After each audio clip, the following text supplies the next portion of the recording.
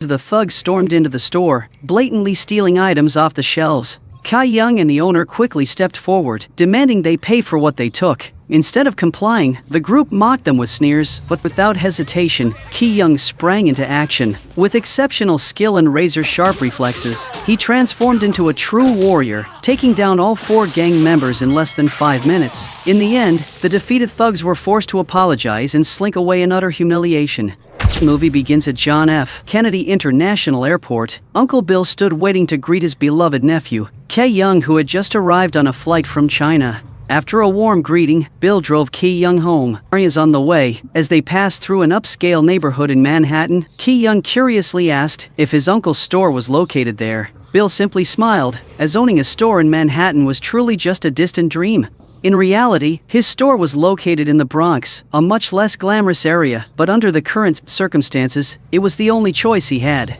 Uncle Bill owned a wonderful, fully equipped apartment, complete with the workout equipment that his father loved so much. In one corner of the room, Marsh diligently honed his artistic skills, while Ki Young decided to get in some exercise, much to the delight of Danny, the young boy in a wheelchair from the neighboring apartment, who watched eagerly. However, when it was time for school, Danny needed to get ready for the bus. Ki Young kindly helped the boy onto the bus and gave him a video game as a gift before continuing on his journey to the store with Uncle Bill. Meanwhile, Bill had begun making plans to sell his business, so he could fully relax and enjoy his honeymoon with his fiancée. While Uncle Bill was busy assigning tasks to the repair crew, Ki Young curiously stepped into the store. One of the workers told him that his future aunt was somewhere nearby. Having never met her before, Ki Young decided to introduce himself. Thinking that his aunt would also be Asian, he approached and greeted the employee who looked the most Asian, confidently introducing himself as her nephew. However, he quickly realized that she was just a regular staff member. When he finally met his real aunt, Kong was completely surprised by how different she was from what he had imagined. Ki Young's future aunt was a charming and voluptuous African-American woman who was absolutely delighted to meet her future nephew. Meanwhile, a potential client arrived to meet Bill. He led her into his office to discuss business, where she quickly noticed the one-way mirror that allowed for discreet observation of the sales floor.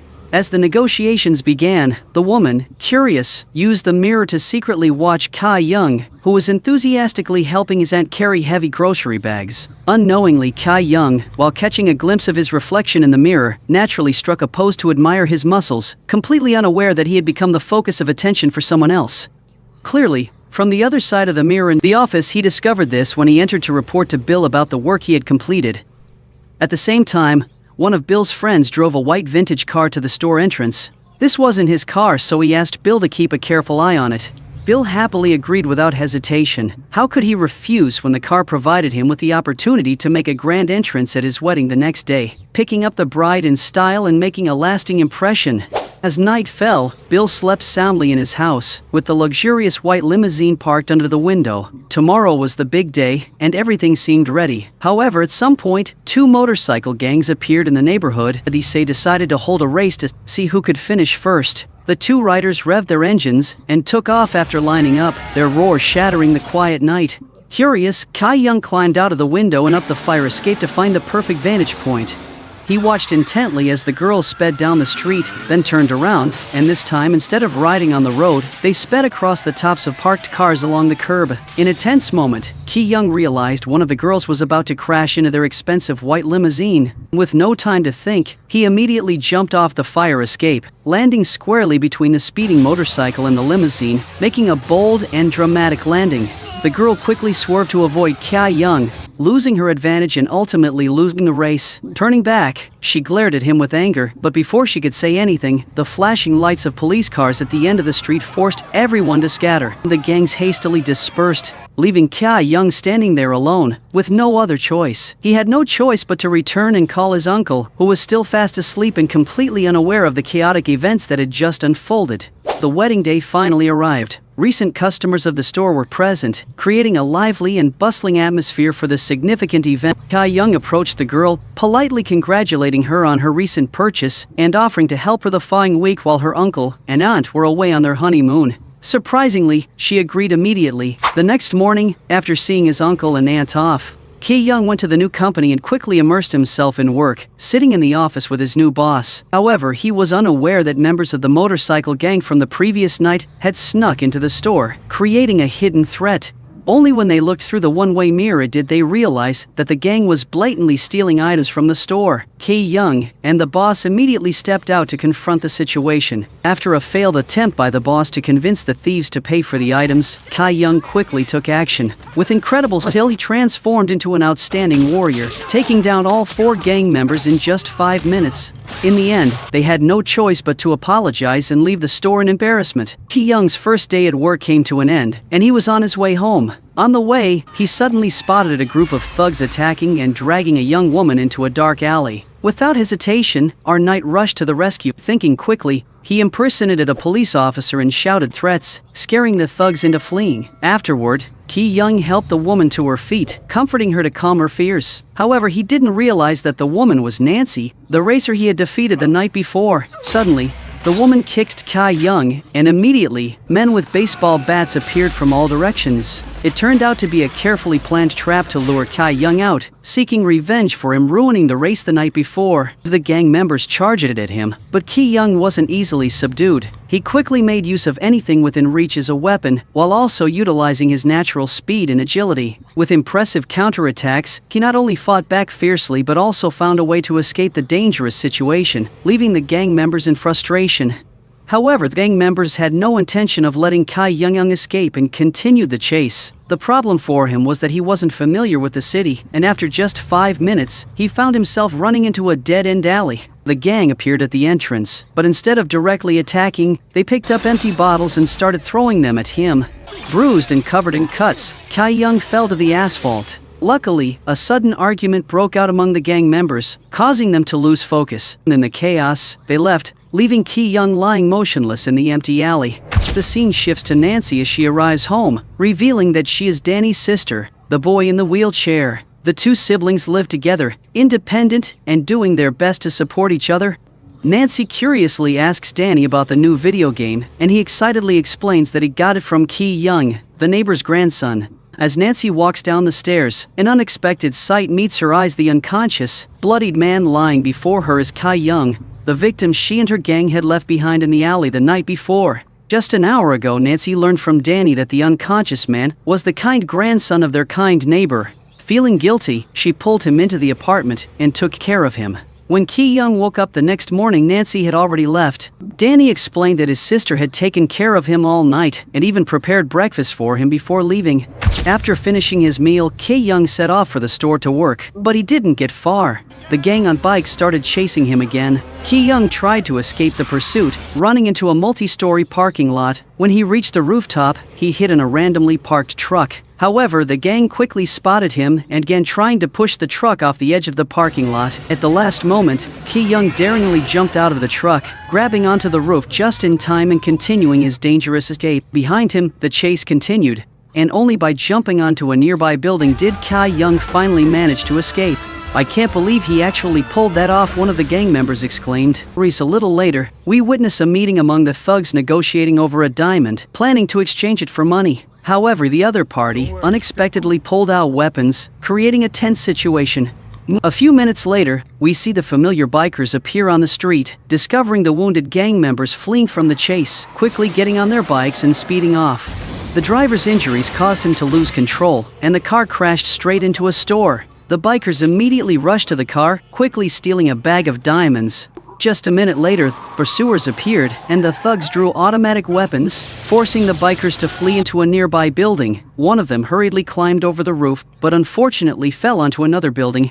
While Ki-young and Danny were casually strolling, Ki-young quickly hid Danny in a locker and watched through a small crack in the door. When one of the bikers stumbled over Danny's wheelchair, he couldn't help but feel worried. Just a few minutes later, the thugs caught up with the biker. Soon after, the police arrived and arrested everyone, taking them away from the scene. However, Ki-young had no idea that the biker had hidden the bag of diamonds inside Danny's wheelchair cushion. As a result, Ki-young unknowingly became the keeper of the diamonds that the thugs were chasing after. After taking Danny home, Ki-young met Nancy and made amends with her, sincerely thanking her for everything she had done. When the police released everyone due to lack of evidence, the biker returned to Danny's house to search for the diamonds. However, upon arrival he found the thugs already there searching. Discovered, he was forced to flee, disappearing into the night. The following night, Ki-young left his house and went to a nightclub where Nancy worked as a dancer. They sat down at a table, but unfortunately Nancy's gang was also at the club. When the bikers saw the female leader talking to the Chinese guy, they immediately began to chase after them. However, Ki-young and Nancy quickly escaped on a motorcycle. "Damn motorcycle," he muttered, determined to get revenge on the big man. But the gang knew how to track down Ki-young, and they weren't giving up easily. The next morning, the thugs arrived at Ki-young's uncle's old shop but couldn't find him. Frustrated, they began smashing everything in the store before leaving. In their destruction, they were so focused on wreaking havoc that they didn't notice the gang from the previous night had kidnapped 2 bikers and taken them away. Later, during interrogation, the bikers refused to reveal any information about the diamonds. In retaliation, the thugs threw one of them into a shredder. With lunchtime, Ki-young and Nancy arrived at the store, witnessing the devastation. The shop owner, furious, scolded him, expressing disappointment that he wasn't there when she needed him most. Filled with rage, Ki-young demanded that Nancy tell him where her gang was. He immediately rushed to their hideout and destroyed it. "We beat them mercilessly," ending with a furious reminder, "Why live like cowards? Don't you realize you're the scum of society?" At that moment, one of the bikers who had been kidnapped earlier returned, carrying bags containing the remains of their friend. He revealed that one of the gang members had stolen the diamonds, and now they needed to return them. Ki-young suggested calling the FBI since he had their business cards, but Nancy suddenly realized where the thief might be hiding. At the designated location, the thief was horrified to discover that it wasn't the FBI, but rather the surviving gang members waiting for him. Garnered, the thief confessed the location of the diamonds. The gang members captured Ki-young and took him to Danny's house, while Nancy and the bikers were left behind as hostages in the apartment. Using his skills, Ki-young took down the gang members, retrieved the diamonds, and prepared to exchange them to save the hostages. Ki-young rushed into the completely renovated store and consulted with the new owner about the next steps. Meanwhile, on the second floor, they were unaware of the gang members below, who were wrapping cables around the store and attaching them to a truck. With one strong pull, the entire building would collapse. Shortly after, Ki-young received a call from the leader of the White Tiger gang, who informed him that he had arranged a meeting within the hour. Ki-young immediately called the police, and we see the officers equip him with a wire to help gather as much information as possible during the meeting, in order to ensure the capture of White Tiger. During the meeting, Ki-young accidentally revealed his identity when he mentioned the name of the boss, a detail he couldn't have known. "Don't think you can make that decision. I want to meet your boss. That stupid White Tiger." Hearing this, the gangsters immediately made a call and received instructions to investigate Ki-young further.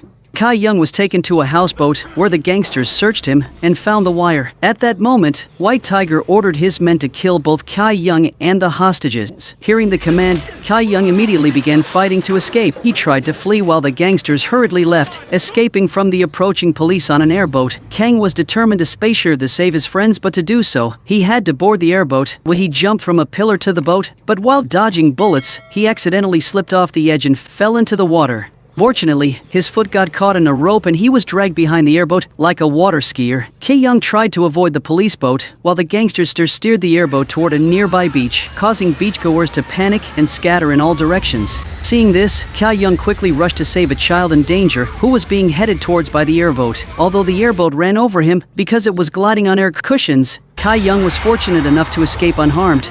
The airboat sped through the city streets, crashing into cars and causing the crowd to scatter in panic. The police admitted their inability to stop the gangsters. Seizing the opportunity, Ki-young grabbed a sword from a nearby shop and sped toward the airboat. To the sound of suspenseful music, he swung the sword and slashed at the air cushion, forcing the boat to stop. This allowed the police to arrest the gangsters and free the hostages. However, White Tiger remained at large, still evading the law.